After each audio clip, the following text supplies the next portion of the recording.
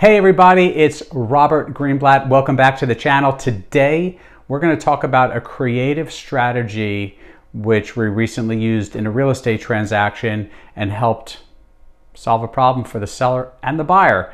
All right, if you haven't done so already, please hit that subscribe button, hit the like button, comment below. It really helps me grow this channel. Now, I'm going to read you a quick review that this client just put up, and then I'm going to tell you the story, so stay tuned for this story. So, recently helped Peg and Cliff. Peg wrote, "Robert is amazing. He is so knowledgeable and made selling our home such an easy process. He is in constant communication with his clients and always answers calls, texts, etc. Robert is so kind and caring, and nothing is ever too much trouble. He sold our house for us fast, and settlement was a piece of cake because of him. Robert is an exceptional realtor because he is always updating himself on the latest processes and does videos to enlighten others about the real estate process. I highly recommend Robert, and I couldn't be more thankful I found him." So here's the story with Peg and Cliff.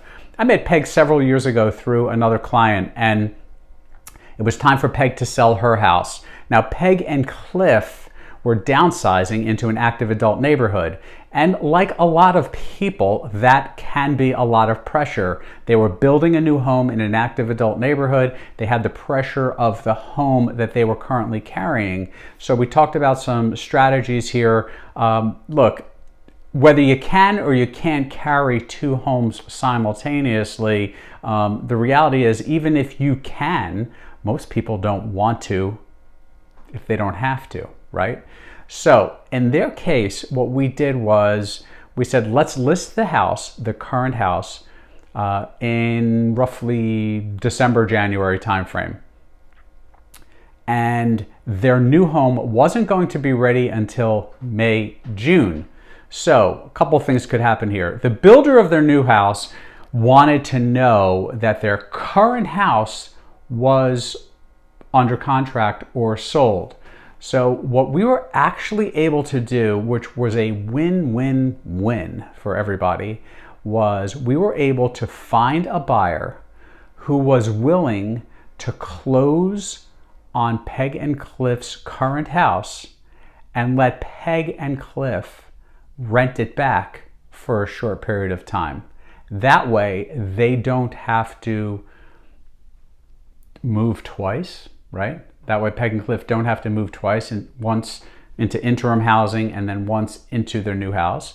That way it takes the uncertainty out of the situation for them of when are we going to have a buyer? When are we going to close? Are we going to be carrying two houses for more, for any period of time, really? Again, most people don't want to do that. So this is not a landlord-tenant relationship. There's some documentation in this kind of scenario, but basically there's just a gentle agreement. It's in writing, but a gentle agreement which allows the seller to stay in place for a certain period of time for some compensation back to the buyer. So we were able to negotiate those terms and conditions accordingly. The buyer was super happy because he got his house, or will be getting his house that he wants in a few months, and he's really happy. It's in a neighborhood that he loves. And look, there's not a ton of inventory out there, so sometimes we have to come up with creative solutions to interesting scenarios. Every single one of you watching this has a different story. You have something different going on. Every client is different. So if you like this information and you want more of this information, please subscribe to this channel, and I will see you and speak to you real soon.